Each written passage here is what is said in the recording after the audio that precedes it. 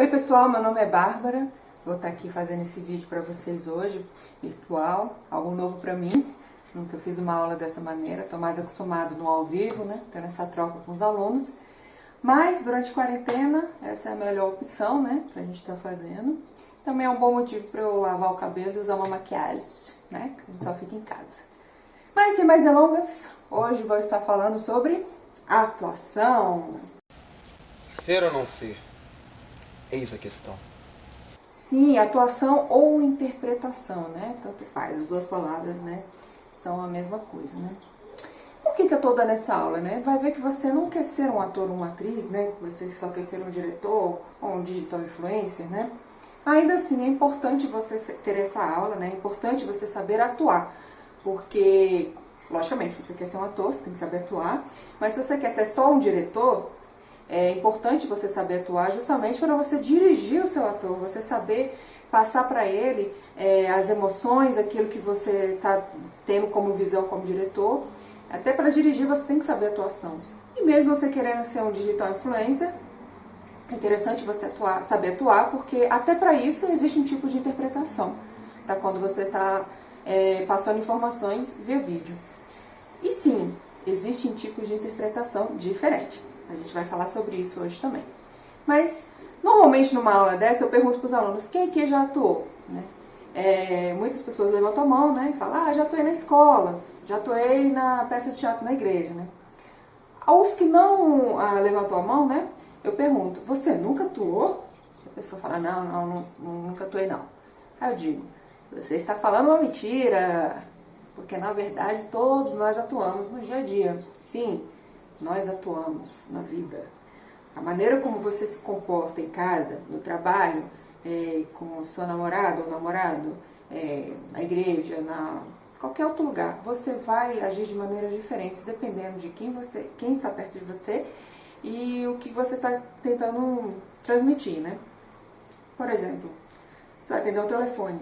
Dependendo de quem está do outro lado, o seu oi vai ser diferente. Pode ser oi, oi, oi, oi.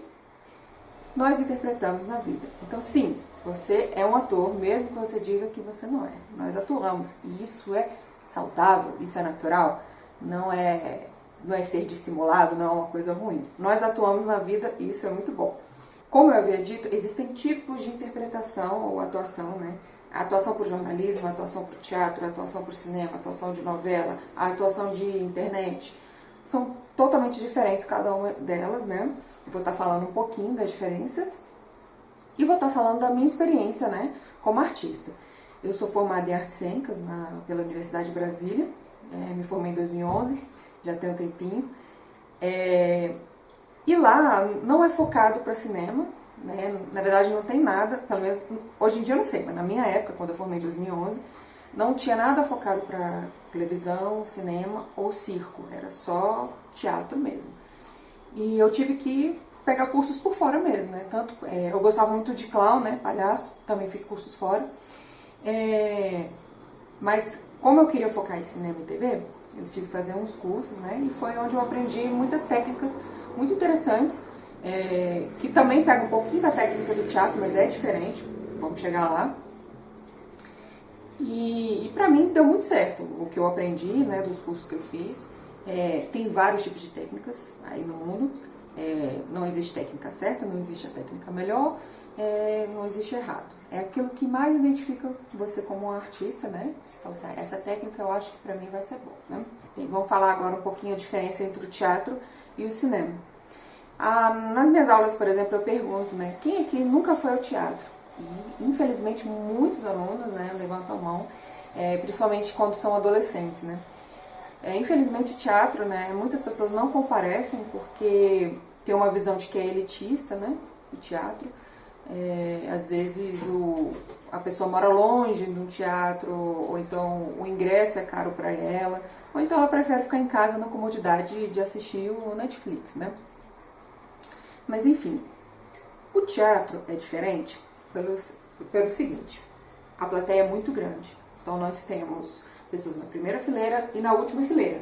Então o ator ele tem que atuar com movimentos grandes, O rosto dele expressa muito aquilo que ele está querendo transmitir, aquilo que o ator está sentindo, né? E já no cinema não, a tela é grande, né? Então não importa o assento que você senta, você vai conseguir ver perfeitamente o ator, né? E o que ele está querendo transmitir. Então, por exemplo, uma cena de assassinato. No teatro, o ator chegaria, vamos supor, numa escrivaninha, e dentro dessa escrivaninha na gaveta tem uma arma. Então o ator abriria a escrivaninha, faria aquela cara assim, pegaria a arma, mostraria a arma para o público, tiraria. No cinema, isso não ficaria tão bom.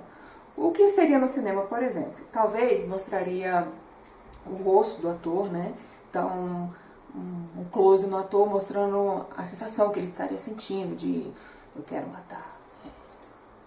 Aí dá um corte. Aí nisso a câmera mostraria dentro da gaveta a arma. Outro corte. Então, a próxima cena poderia ser só o som do tiro, pá! Ou talvez a sombra do ator, né, dele com a arma, atirando. Todo mundo entendeu que aquilo foi um assassinato, né? Então, o cinema é tudo muito pequeno. O seu rosto fica muito grande. Então, se você fizer uma expressão muito, assim, teatral, vai parecer fake, vai parecer que você de fato está interpretando. Quando uma atuação é boa, assim, que a gente pode dizer, nossa, fulano atua muito bem, fulano é muito bom, na verdade, é porque a gente não percebe que ele está atuando, ele está natural, é algo assim que flui naturalmente no personagem, né? Isso é muito interessante. Até no jornalismo, tem uma interpretação ali mesmo que você acha, não, mas ele não está atuando, ele está sendo ele mesmo. Mas o jornalismo é uma atuação. Por exemplo, o William Bonner, ele fala que em casa ele fica treinando os olhares dele, que ele faz assim, ele olha para o lado. Ele fala que ele está tentando trazer um lado até meio sensual para a reportagem. Não sei se vocês já viram ele falando nisso. E isso é uma atuação. Ele está trazendo um tipo de emoção diferente. Apesar de não ser totalmente um personagem, é ele ali, uma faceta dele, é uma atuação porque ele está trazendo um tipo de emoção. Tanto a publicidade também, esse vídeo que eu estou fazendo é uma forma de interpretação, uma forma de falar, não é teatral, né? A internet também tem atuações, então cada nicho vai ter uma atuação diferente. Hoje eu vou estar frisando mais a atuação para cinema, né, para audiovisual, e os tipos de técnicas e a melhor maneira para você estar fazendo isso, mesmo que você não queira ser ator, que você queira ser só diretor ou digital influencer.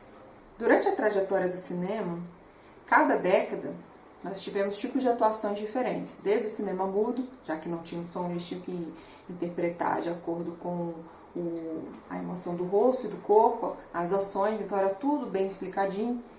Em cada década do cinema a atuação foi bem diferente, né? Até chegar nos dias de hoje. A atuação está muito ligada também ao momento que a sociedade estava naquele momento lá, se era guerra ou se não tinha guerra, a tecnologia, a arte daquele momento. Então, assim como a moda, como a arquitetura expressam a sociedade daquele momento, a atuação também, até chegar aos dias de hoje, né? Mas o que de fato é uma atuação? O que é interpretar, né? Interpretar é mais do que usar uma memória sua, ou pensar em algo triste e chorar. Mas sim é você pensar como o personagem pensa, sentir como o personagem sente, ter um fluxo constante de pensamentos do personagem. Então muitas vezes quando você está atuando, né? Aí você tem que fazer uma cena triste, vou pensar naquele dia que eu perdi meu cachorrinho, que não sei o quê. Pode ser que ajude, mas é muito mais do que isso, é muito mais profundo. É você emprestar o seu corpo, a sua mente, as suas emoções a um personagem. E esse personagem, quando você estiver lendo o texto, te ensinar coisas também. E vocês fazer um casamento ali entre você e aquele personagem. O personagem aprende com você aprende com o personagem, vocês viram uma coisa só naquele instante. E você vai bem a fundo naquela atuação, né? É você pensar como aquele personagem, né? Uma frase que eu gosto muito é: interpretar é viver verdadeiramente situações imaginadas. Olha que interessante. Então, quando eu estiver interpretando, apesar de ser tudo uma mentirinha, né? Porque é tudo uma ficção, mas na verdade Ali no personagem você está vivendo ele verdadeiramente. Você é aquele personagem, mas tudo é uma imaginação. Parece ser meio contraditório, mas é mais ou menos por aí que eu acredito que uma interpretação deve seguir, né? Então, por exemplo, a frase do Fala Mansa, né? Da música Avisa. É que eu não sou um ator e se eu sinto dor, tenho que chorar. Essa frase é verdadeira? Para pensar um pouquinho. É que eu não sou um ator e se eu sinto dor, tenho que chorar. O que ele está querendo dizer, talvez? Que o ator, na verdade, mente pelo menos o que eu entendi, que o ator está mentindo aquela emoção, ele não vive de fato aquela emoção, então eu não posso fingir essa emoção, eu não sou ator, quando eu sinto de verdade, eu tenho que chorar. Mas na verdade essa frase é 50%. Ela é verdadeira e ela é mentirosa ao mesmo tempo. Por quê? Como eu disse, você como ator, você tem que ser profissional. Então quando você está interpretando uma cena, vamos dizer uma cena triste, né? Só que o diretor quer que você chore só no final da frase. Então, no final da sua fala, por exemplo. E às vezes você tem uma fala grande. Então você começa com uma emoção que vai chegando até o choro, né? Aí vamos supor, né? Teve um barulho de moto na rua, a luz não ficou tão boa, o diretor vai falar, corta, desculpa, não ficou muito bom o som, você pode repetir, por favor? Aí o ator, o que ele tem que fazer? Ele tava aos prantos na cena, né? Deu corto, se recompõe, beleza, vamos lá, volta pro início da cena e faz de novo, porque ele tem que ser profissional, apesar de que ele tá de fato sentindo aquela emoção, tá assim no âmago dele, ele tá chorando, tá forte. Ele tem que ter a capacidade de se recompor, trazer aquela emoção, né, neutra de novo para recomeçar a cena.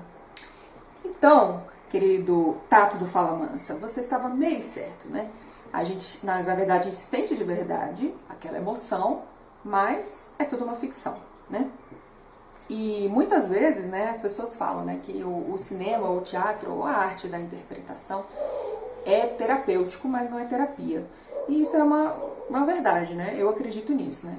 Como eu disse, o ator tem que ser profissional. Então, durante a cena, ele está se divertindo, é gostoso atuar, não é algo ruim, né?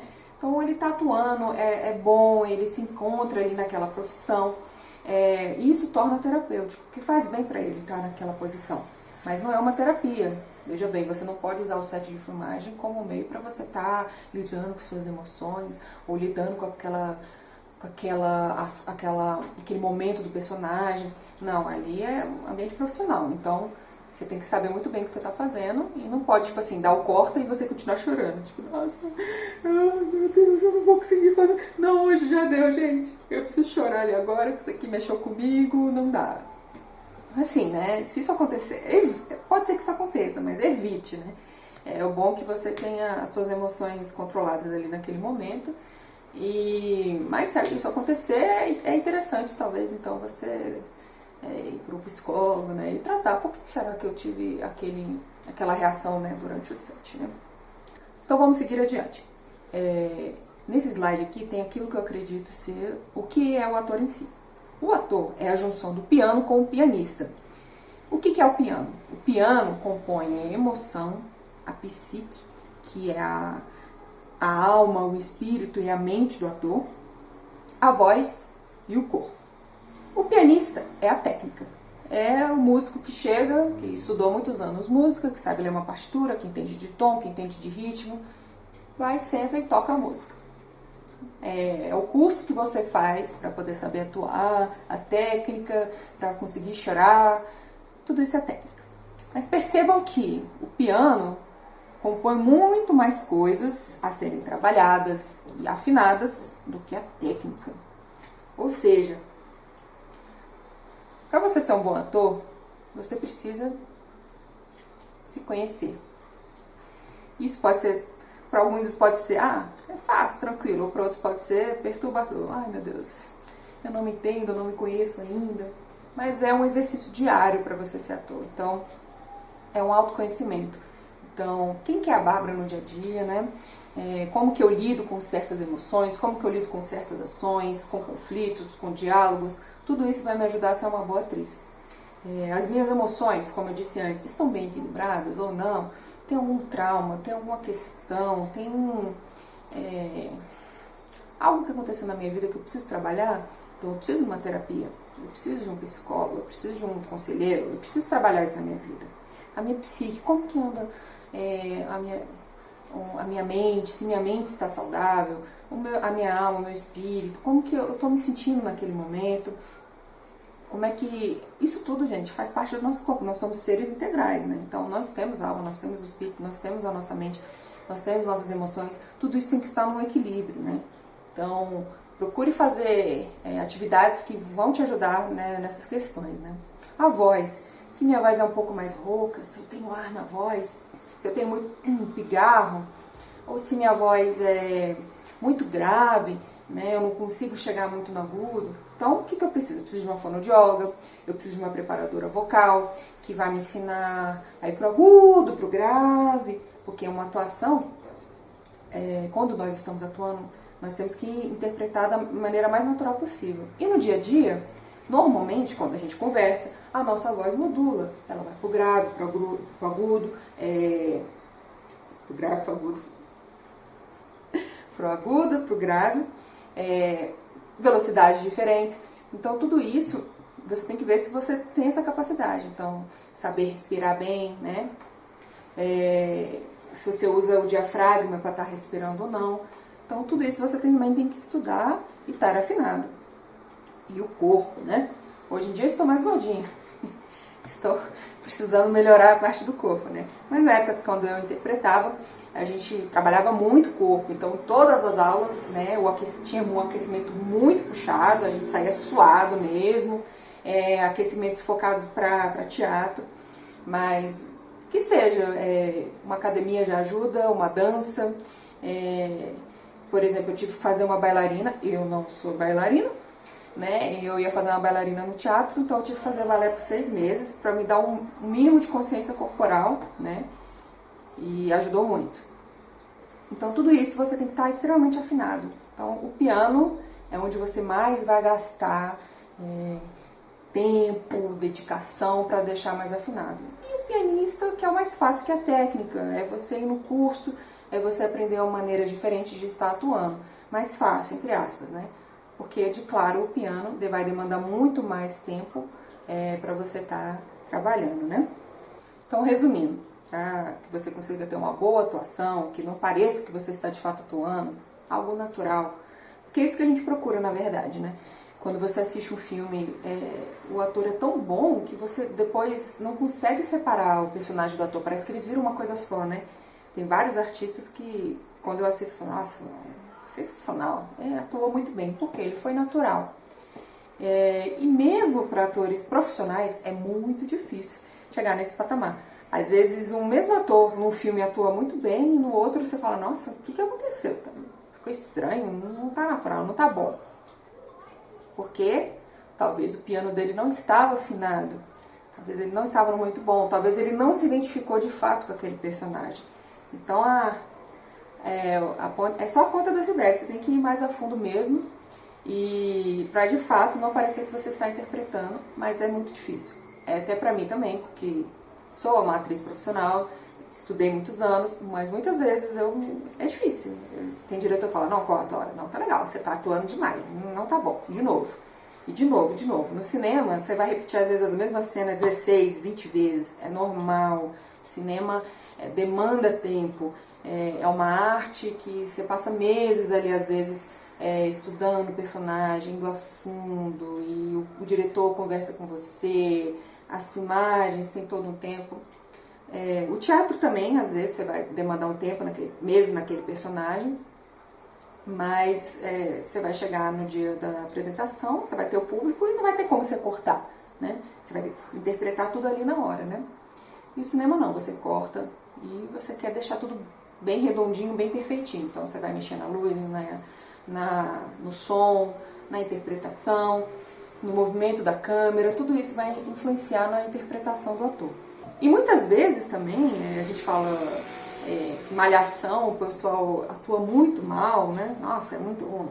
Por quê? Porque eles estão em fase de conhecimento, eles são adolescentes, eles ainda nem se conhecem ainda às vezes, então precisa ainda amadurecer muitas áreas da vida e estão aprendendo ainda a técnica, né? Então é muito mais extenso aí, né, a gama de conhecimento para você poder estar atuando muito bem. Então vamos lá, então para você conseguir atuar de uma maneira legal assim, né, autoconhecimento, para trabalhar com o seu instrumento, seu corpo, né, suas emoções, seu piano, você tem que ter uma autoimagem, né, ou seja, você tem que se aceitar, você tem que ter um controle, você tem que ter segurança, você tem que ter autoestima, preferencialmente. É difícil. Muitas pessoas desistiam do curso de arte cênica justamente por isso, porque você se vê vulnerável todos os dias. Você vai lá na frente, às vezes você gasta horas decorando, ensaiando uma cena, e você vai na frente de todo mundo, ensaia, e você fala assim, não tá legal, não é assim. Então você tem que lidar com frustração, com rejeição constantemente, e com uma autoimagem, né? Quem sou eu? O que eu tô fazendo? O que eu vou fazer amanhã? O que eu vou fazer na minha vida? Ai, é muito difícil ser ator por isso. Então você tem que saber se aceitar, você tem que ter um controle, você tem que ter segurança. Eu sei, difícil.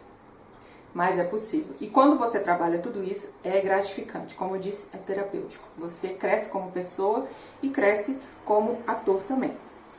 E você tem que saber trabalhar com as suas emoções, né? Com a sua psique, com a sua alma, seu espírito, sua mente. Você tem que ter uma voz, um corpo e uma mente saudáveis. Vou estar falando agora sobre duas pessoas extremamente importantes que criaram métodos de atuação. Existem, como eu disse, existem vários métodos, né? Mas esses dois homens foram bem importantes, que é usados até hoje, né? Como eu disse, não tem um método que é o certo ou errado, né? Vai depender daquilo que você se identifica. E muitas pessoas se identificam até hoje, né, com esses métodos. A primeira pessoa é o Konstantin Stanislavski. Nome difícil, mas um nome muito importante na história. O Stanislavski nasceu na Rússia, ele teve destaque, né, no teatro entre os períodos do século XIX e XX, e ele foi conhecido mundialmente pelo seu sistema de atuação para atores e atrizes, onde reflete sobre técnicas de treinamento, preparação e procedimentos de ensaio. Embora pensadas para o teatro, suas proposições cênicas são usadas por artistas de cinema e televisão até hoje, né? Mesmo ele sendo do teatro, né, é usado o método dele, né, para cinema, né? E o que consiste o método dele, né? É bem por alto que eu vou estar falando, né? Na verdade, tem 3 livros que contam o método dele, livros grandes, né? Aqui é a ponta do iceberg, gente. Infelizmente, não dá para aprofundar. Teria que ter um curso mesmo, né, sobre atuação, meses, né? Mas assim, por alto, o método do Stanislavski, ele acreditava o seguinte, que a maioria dos atores não conseguiam penetrar profundamente, né, nos sentimentos das personagens que eles representavam. Então, a partir disso, né, ele tentava fazer com que os personagens, os atores de fato, penetrassem nas emoções do personagem, né? Então, é muita concentração, é muita imersão no personagem, é um fluxo constante de ideias do personagem, então você já não pensa mais como, por exemplo, não é mais a Bárbara pensando, é a Aline, a minha personagem, então como que a Aline pensa, né? Então, ele ajudava a fazer isso, né? E a outra coisa era a memória afetiva, é daí que vem a principal parte do Stanislavski, o uso da memória afetiva. Ou seja, você vai usar no personagem as emoções que você já passou como pessoa. A Bárbara vai emprestar as emoções, as memórias daquilo que ela já passou na infância, na adolescência, na juventude, ontem, né? Ela vai pegar essas emoções e vai encaixar na linha, né? na personagem. A memória afetiva. A partir do Stanislavski também surgiram várias outras pessoas que estudaram a partir dele, né, o método dele, e foram aprimorando, foi pensando, não, eu acho que não é muito por aí, e se a gente for por aqui também, né? Um deles é o Meisner. O Meisner foi um ator e um professor de atuação americano, que desenvolveu uma abordagem para o ensino de atuação, que agora é conhecido como técnica Meisner. Embora Meisner tenha sido exposto ao método de interpretação de ator do Stanislavski, no grupo chamado Theater Group, sua abordagem diferiu acentuadamente, assim, bem diferente do Stanislavski, na qual ele abandonou completamente o uso da memória afetiva. Né? A memória afetiva era polêmica. E uma das características mais importantes da atuação, né, que era uma das características mais importantes da atuação do método de Stanislavski, né, que era a memória afetiva, ele tirou isso, né? E Meisner manteve uma ênfase na realidade do fazer, né? Realidade do fazer, vou explicar. Que foi a base da sua abordagem. Né? Então, o que consiste a técnica Meisner? A técnica de atuação derivada do sistema de Stanislavski, Meisner, juntamente com um grupo de outros atores da empresa Group Theater, acabou resistindo aos exercícios de memória afetiva. Eles não queriam, não acreditavam, não gostavam da memória afetiva. Em 1934, sua companheira, a Stella Adler, também um nome muito importante, né? Quem achou ruim de eu só ter citado 2 homens, tem também mulheres muito importantes na parte de interpretação, e a Stella Adler também foi um nome muito importante nas escolas de atuação, quem quiser estudar mais a fundo, né? Ela voltou de um estudo particular que ela teve na França com o Stanislavski, lá em Paris, e o Stanislavski, em 1934, ele percebeu que a memória afetiva não deveria ser tão usada, né, no método, né? Então, até o próprio Stanislavski, né, repensou o método dele. Então, ela foi e trouxe isso para os Estados Unidos. Olha, ele está repensando a memória afetiva. Ele diz que a memória afetiva deve ser usada em último caso. Primeiro ele tem que fazer a imersão, a concentração, o pensamento, o fluxo constante de pensamento do personagem. E, em último caso, ele deve usar a memória afetiva para poder interpretar o personagem. Em vez disso, o ator deveria procurar desenvolver pensamentos e sentimentos do personagem por meio de ação física, né? O uso concentrado da imaginação e crenças nas circunstâncias dadas do texto. Ou seja, o Stanislavski achou que ele acreditava que por meio de exercícios físicos, ação física, né, o movimento do corpo iria ajudar naquela atuação, a forma como o ator andaria, o uso concentrado da imaginação e a crença nas circunstâncias dadas, né? Aquilo que estava no texto, né? Qual que é a circunstância que está aquele personagem, qual é o meio que ele vive. Então, tudo isso ajudaria na atuação. Bom, como resultado, o Meisner começou a se concentrar em uma nova abordagem para a arte de atuar, né? A partir da última fala do Stanislavski, em 1934, em Paris, o Meisner pegou aquilo, né, e falou assim, bom, realmente a memória afetiva não é um caminho para ser guiado. Então, ele começou um grupo de teatro que terminou em 1940 e o Meisner continuou como diretor, né? Ele desenvolveu sua própria forma de método de atuação baseado nos sistemas Stanislavski com o uso da imaginação. Hoje, essa abordagem é chamada de técnica Meisner. Actor Studio, o estúdio que ele criou, foi fundado em 1947 por 2 ex-membros do Theater Group. Esse estúdio, Actor Studio, que formou em 1947, até hoje existe, né? E já formou vários artistas hollywoodianos, né? Já passaram por lá. Hoje em dia, se não me engano, o Al Pacino é um dos responsáveis da escola lá do método, mas já passou muita gente ali. Se você pensar num artista aí hollywoodiano, com certeza ele estudou a técnica Meisner. A técnica Meisner é muito difundida nos Estados Unidos. No Brasil, nem tanto, ela nem todo mundo conhece. É mais para quem realmente quer estudar cinema a fundo, aí faz um curso e eles ensinam a técnica Meisner, mas ela não é tão conhecida. Eu só ouvi falar, infelizmente eu ainda não tive a oportunidade de fazer um curso dessa técnica, mas tenho muita vontade de fazer. Resumindo, a técnica Meisner é ouvir e repetir. Um dos exercícios da técnica Meisner, os atores ficam um na frente do outro e eles ficam só fazendo pergunta e o outro repete o que o outro falou e fica nesse diálogo. Ou perguntas ou afirmações, né? Tipo assim, você tá bonito hoje? Eu tô bonito hoje? Você tá bonito hoje? Eu tô bonito hoje? Você tá bonito hoje? Eu tô bonito hoje? Tá bonito hoje. Então, eles ficam repetindo, até chegar na escassez daquela frase, né? Porque quando no começo você pode até estar forçando uma atuação, né, com aquela pessoa, mas de tanto você repetir e ouvir aquilo, vão surgir novas emoções, né. Isso aí é só uma parte do método Meisner, né, é um exercício mesmo, né, é bem interessante.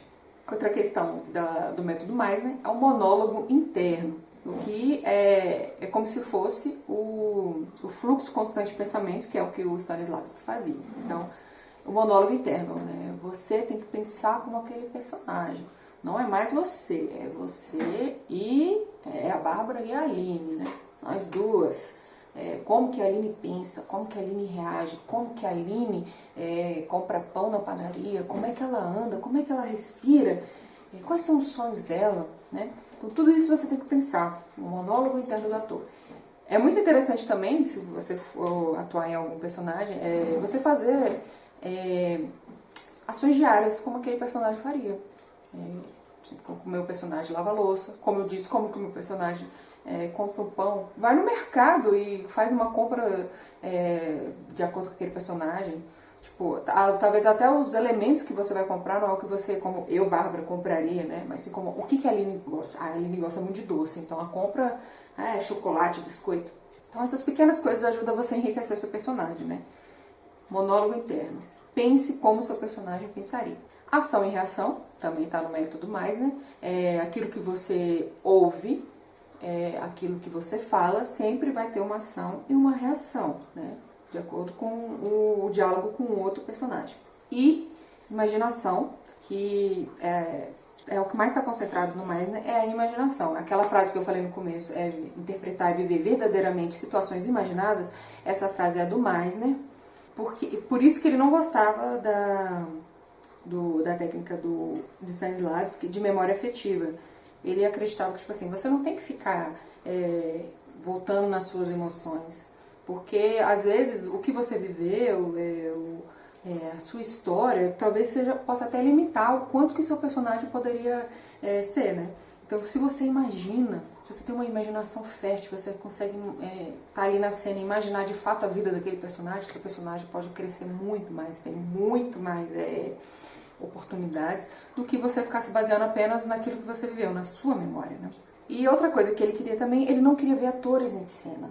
Não, eu não quero ver você atuando, eu quero ver pessoas vivendo. Então não é para atuar, não é para ser fake, é para ser você, é para ser o personagem, é para viver verdadeiramente essa imaginação que está aí na sua mente agora. Viva de verdade, sinta de verdade essa emoção que está em você, né?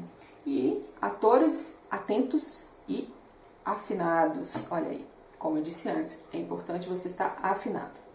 Essa questão da memória afetiva, gente, ela é um pouco polêmica, assim. Muitas pessoas são totalmente contra, outras nem tanto se utilizam dela. Eu sou meio termo. Eu confesso que em muitos momentos eu uso sim a memória afetiva, juntamente com a imaginação, né, não somente a memória afetiva, porque ela me ajuda, é um start para eu conseguir entrar naquela emoção, eu faço uma associação e entro no personagem. Mas claro que se eu ficar só na minha memória afetiva, não é tão bom. É necessário você realmente imaginar. E tem muitos diretores também que vão se utilizar disso, né? É um método antigo, como eu disse, né? De atuação e de preparação de elenco, né? Então, por exemplo, tem diretores que precisam que o ator chore, e na hora que ele for preparar o ator, ele vai dizer assim, né? Você já sofreu um abuso, você já passou por uma situação muito triste, de injustiça. Aí muitas vezes o autor vai dizer, sim, né, já passei, não sei o quê. Então lembra desse momento e chora. É muito delicado isso, não é ético, não é legal, né, porque você está lidando com a emoção de uma pessoa ali, então você não pode instigar isso, né, pode ser um gatilho para a pessoa, às vezes é uma memória reprimida, a pessoa não tem aquilo tratado com o terapeuta, então não é interessante você como diretor fazer isso, né. Por isso que é muito importante, como eu disse no começo da aula, que o diretor tem que saber atuar, tem que saber esses meios para justamente não fazer esse tipo de gafe num set de filmagem, né? Outra questão também, nós temos a Fátima Toledo, que foi a preparadora de elenco. Ela é famosíssima no Brasil, mas eu não gosto do método dela, eu acho polêmico, né? Ela preparou o elenco de Cidade de Deus. Eu não sei se vocês lembram de uma cena que tem duas crianças, né, que que chega o personagem Dadinho, que na verdade já não é mais Dadinho, né? Agora é Zé Pequeno, que ele aparece com essas crianças e atira, né, na mão ou no pé das crianças, não me lembro, né? E antes dessa cena acontecer, a Fátima Toledo preparou esses meninos, né? Então o que ela fez? Ela botou medo neles de verdade. Então chegou e falou assim, vai chegar um cara que é malvado, que é um monstro, ele vai vir e vai botar medo em vocês, que não sei o que, é o Zé Pequeno, e botou medo naquelas crianças. Então naquela cena, as crianças estão chorando, uma delas chega até a urinar de medo, elas estão realmente com medo, de verdade, elas estão desesperadas, porque elas acham que o Zé Pequeno não é um personagem, eles acham que ele é de verdade. Então, eu não acho interessante criar traumas, né? Então, é uma abordagem que eu não acho tão ética. Então, muito importante, né? Sendo diretor, preparador de elenco, você saber direcionar os seus atores, né? E deixar para o ator decidir se ele vai usar ou não a sua memória afetiva. É uma decisão do ator. E você, ator, não se submeta àquilo que você não acredita que é certo no set de filmagem, sabe? Tipo assim, só porque você é só um ator e tá... Só um ator não, só porque você está ali atuando e tem um diretor, né, mandando você fazer coisas, você pode questionar, tipo assim, mas por que isso? Não, mas eu não acho isso tão interessante. Com educação você vai conversar, né? Não se submeta a tudo aquilo que a indústria do audiovisual impõe nas pessoas, porque, né, você é um ser humano e você merece respeito. Como que você pode construir um personagem? Dentro de tudo isso que eu falei, de tudo tanto desses lives quanto mais, né, daquilo que eu aprendi, eu vou dizer o que eu acredito que seja efetivo para você fazer uma criação de um personagem. Pessoal, tá? Se isso não der certo para vocês, fique livre para estudar sobre outras técnicas, outros métodos, porque tem muitas opções aí, né? Presente-se. Bom, em primeiro lugar, instrumento afinado. Seu piano afinado, a técnica, o pianista também, afinadíssimos. Você está ali, ó, prontinho. Ó, não precisa fazer nada. Sua voz está boa, tudo tranquilo. Você tem que ter uma concentração e uma imersão. Você tem que estar 100% naquele momento. Principalmente no cinema. No teatro até dá pra você dar uma desleixadinha, o que não é o ideal. Mas, por exemplo, no teatro, às vezes você está atuando, você está em cena, tá o outro falando um monólogo, mas você está ali. Você pode começar a pensar em outras coisas, né? Pode acontecer. Nossa, a próxima cena eu vou fazer tal coisa. Ai, eu esqueci. Ai, será que eu esqueci as roupas no varal? Eu tenho que pagar a conta, que não sei o quê. Pode ser que isso aconteça. Não é o ideal. No teatro também é importante você estar totalmente naquele momento, concentrado, imerso. Mas no cinema, se você fizer isso, já era. Porque, como eu disse, o seu rosto está ali em evidência. Então, o seu olhar está tudo ali. Então, se você está ali naquele momento e do nada você para. Ai, gente, será que eu deixei a roupa no varal? Opa, tem que voltar pro personagem. Apareceu. Todo mundo vai ver, fica grande. E o diretor com certeza vai cortar e vai pedir para você fazer de novo. Então no cinema sempre está 100% naquele momento, concentrado, imerso, para estar atuando da melhor maneira possível, né? Outra coisa, a memória afetiva. Eu utilizo dela, né? Fica a seu critério se você vai utilizar ou não da sua memória afetiva. Lembrando que você tem que estar bem consigo mesmo, com as suas emoções e com a sua história de vida, um autoconhecimento, né? E acessar não é o principal, é a imaginação, né? Você tem que ter uma imaginação muito forte, porque quando você estiver interpretando, você precisa ter um monólogo interno do personagem. O que é isso? Então, se eu estou na cena, eu tenho que pensar como aquele personagem, eu tenho que imaginar o cheiro daquela cena. Então, por exemplo, o meu personagem vai contar uma situação que aconteceu com ele na adolescência, né? Aí, né? Ai, quando eu era adolescente, tinha uma sorveteria que eu gostava tanto, um sorvete de pistache, nossa, ele era tão bom. Então, quando eu estiver falando essa simples frase, né? Aí que a minha personagem está falando, eu tenho que imaginar na minha cabeça essa sorveteria, onde ela fica, qual é a cor da parede, o chão, qual é o cheiro dessa sorveteria, Como é que é esse sorvete pistache? Se ele é um verde fluorescente ou se ele é um verde um pouco mais escuro? Qual é a textura desse sorvete? Então, tudo isso, quando eu estiver em cena, eu tenho que estar pensando, né? Não é simplesmente falar um texto. Porque se eu simplesmente falar um texto, né? Foi numa sorveteria e tal, tinha um sorvete lá muito bom. Fica raso, não aprofunda e você não vê emoção. E é muito mais fácil você aparentar que está atuando quando você só está falando um texto. Mas quando você está de fato trazendo uma imaginação, uma imersão naquele texto, fica muito mais rico, né? E a gente começa a acreditar naquilo que você está falando, o espectador, né? Outra coisa, inconsciente do personagem. O que é o inconsciente do personagem? É a gênesis. O que é a gênesis e é o inconsciente do personagem? Explica isso melhor. É o subtexto, é a intenção, é o monólogo interno, é tudo isso que eu estou falando. Então, muitas vezes quando você... O que é a gênesis do personagem? Muitas vezes quando você vai começar um trabalho, o seu personagem aparece uma cena ou outra e não tem às vezes uma história por trás, assim, né? Tipo, quem de fato é essa pessoa, né? O diretor quer que você só apareça, fala algumas frases ali, não sei o quê. Mas você como ator, o que você pode fazer? Você pode ler o texto, imaginar tudo aquilo e pensar, né? Nossa, como é que será que deve ter sido a infância desse personagem, né? Então você pode criar. A Aline nasceu em 1992 em Minas Gerais. Ela gosta muito de cachorro. Ela cresceu numa fazenda. Ela adorava subir no pé de goiaba. Na adolescência, ela saía muito com as amigas. Enfim, você vai criando tudo isso, né? Os pais foram divorciados ou não foram. Teve algum trauma. Tudo isso você vai criar no personagem. O diretor pode saber ou não disso, mas quando você for interpretar e for trazer a emoção que o diretor quer que você traga naquele momento, você vai ter toda uma coisa por trás ali, né, que vai dar riqueza para o seu personagem quando você for interpretar. Então não é só falar uma frase. Então eu tenho a gênesis do meu personagem, eu sei quem ele é, eu sei de onde ele veio, eu sei quais são os sonhos, os anseios que esse personagem passou, isso se o diretor não te passar, né? Mas mesmo que ele te passe uma coisa, você pode trazer esse lado também e conversar com o diretor. Pensei nisso. Você acha que tá legal? Pode ser por aí? É muito interessante fazer isso. Além dessa gênesis, eu tenho o subtexto, a intenção. O que de fato aquele personagem está falando naquela frase?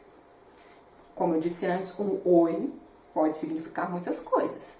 Então, qual que é a intenção? Qual é o subtexto por trás daquela frase ali? Né? Por exemplo, a Aline pode dizer pro namorado dela: não, tá tudo bem, não tem nada não. Mas, na verdade ela tá dizendo: eu tô com muita raiva de você, como é que você não percebe? Entendeu? Tem todo um subtexto ali por trás. E o monólogo interior, o que o personagem está pensando ao falar aquela frase. Tudo isso, por isso que a gente tem que estar muito concentrado, porque é muita coisa envolvendo na atuação, é muitas partes que você tem que estar fazendo ao mesmo tempo, né? Uma respiração anatômica. Gente, respiração é tão importante numa atuação. Muitas vezes a gente começa a atuar, fica nervoso e esquece de respirar e fica tenso em cena. Respirar é a coisa mais natural, mais saudável e mais verdadeira que você pode trazer para o seu personagem. Por incrível que pareça, a respiração é muito importante. Eu já vi cenas de teatro que o personagem só chegava em cena, parado, olhava para todo mundo, no olho de cada um e respirava.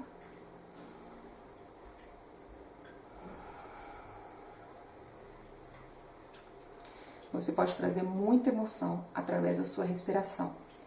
Por exemplo, uma técnica, a parte do pianista, você aprende muito como que a respiração pode te ajudar a trazer uma emoção.